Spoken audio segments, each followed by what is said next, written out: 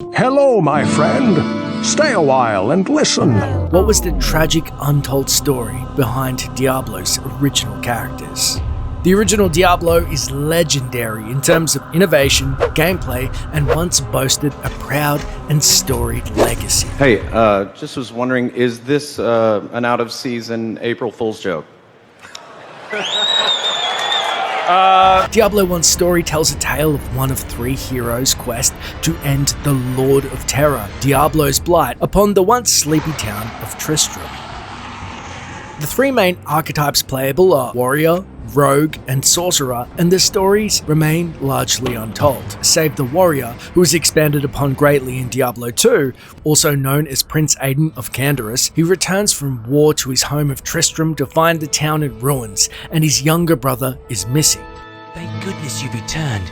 Much has changed since you lived here, my friend. All was peaceful until the Dark Riders came and destroyed our village.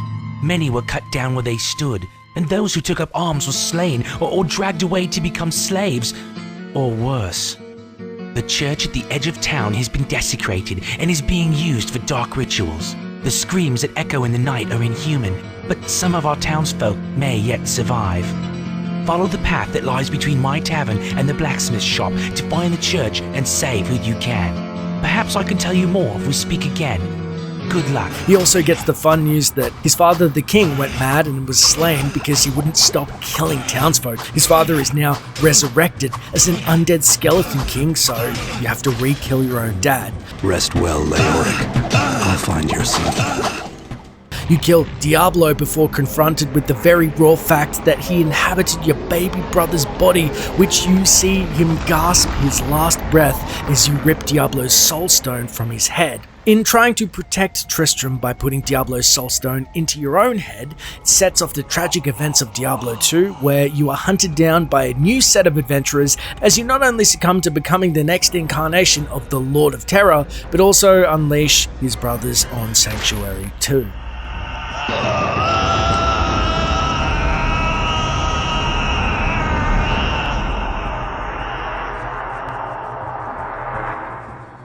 And worst of all, not even Tristram survived after all that effort. After a short-lived celebration of Aidan's accomplishments, his binding of Diablo to himself causes demons to burst into Tristram after he departs and slaughters all of your favorite NPCs in the first game. It's really sad, and I now understand why Farnham the Drunk was the way that he was. Well, there's a kid with more problems than even me, and I know all about problems. Listen here. That kid's got a sweet deal. I mean, he's been there, lost a leg, gotta walk around on a piece of wood. So sad, so sad. Tragically, it seems nobody in the town of Tristram escaped Diablo's vile machinations untainted. But more specifically, what had become of the sorcerer and the rogue who were present when the Lord of Terror was slain. The rogue was later revealed to be named Marina of the Sisterhood of the Sightless Eye, and was sent to lead a number of rogues to investigate Tristram. After Diablo's defeat, Marina returned to her order. However, she carried something dark within her. A silent madness that ate away at her once noble heart. Akara sensed that something was wrong with her and feared, correctly, that she'd encountered an evil force at Tristram. However, she took no action.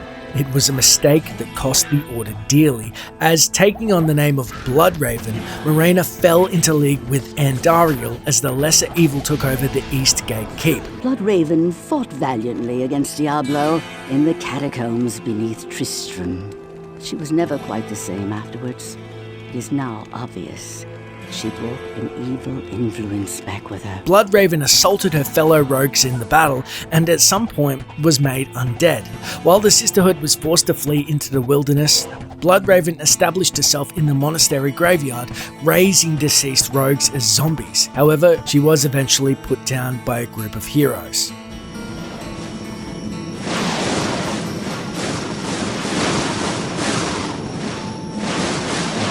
The Vizieri clan sent many of its members to investigate the town of Tristram, and rumours of an awakening evil have reached their ears. Jazrith was one of them, though he, of course, eventually became the most prominent.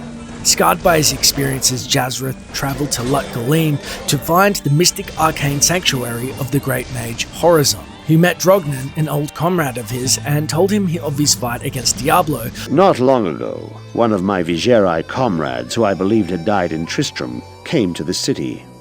He seemed quite insane, so I dismissed much of what he said. However, he was able to talk his way into Jaren's palace. No one has seen him since. I fear that fool may have found something in the palace that led to his doom. He entered the portal, but by doing so he opened a rift into the palace, allowing scores of demons that had been enslaved and imprisoned within the arcane sanctuary to invade the palace, where they massacred the local guards and harem women. Drognan would later speculate that the summoner had possibly been possessed by the spirit of Horizon. Yes, the man you speak of sounds like the mage who came here many months ago. He claimed to have fought Diablo in the passages beneath Tristram. No doubt the fool wandered into Horizon's sanctuary and lost whatever was left of his ravaged mind. He is beyond salvation. It is possible that the fool has been possessed by the spirit of Horizon. If that's true, then you'd better put an end to his tortured existence. Once done, I believe the demons who were summoned and imprisoned within the sanctuary will cease to exist as well. Now, the summoner Jazreth believed that he could bend evil forces to his will, but what he didn't know was that evil uses man and not in the reverse. Ultimately, he met his ends at the hands of the new group of heroes in Diablo 2, pursuing the Dark Wanderer. Deckard Cain, who realized the summoner was the same sorcerer he knew in Tristram, hoped that the summoner would find peace in death. However, he acknowledged that it was more likely that the summoner would be dragged into the burning hells by the demons he was bound to, a warning against the hazards of demonic magic. I hope that this false summoner found peace in death. Unfortunately, it is more likely that he will be dragged down into hell by the demons he was bound to. Let this be a lesson to you. Demonic magic is a quick path, but its powers are seductive and deadly. Thus concluding the tragic tale of all those involved in the fall of Tristram. The real tragedy is you encounter all three heroes from Diablo 1 and Diablo 2.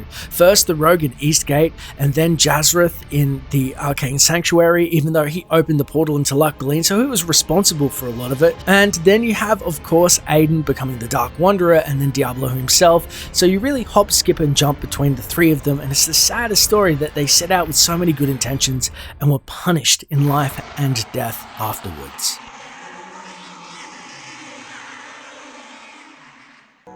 You know, fate seems to have frowned upon all of the heroes who confronted that terrible evil. Take care, or the same may happen to you.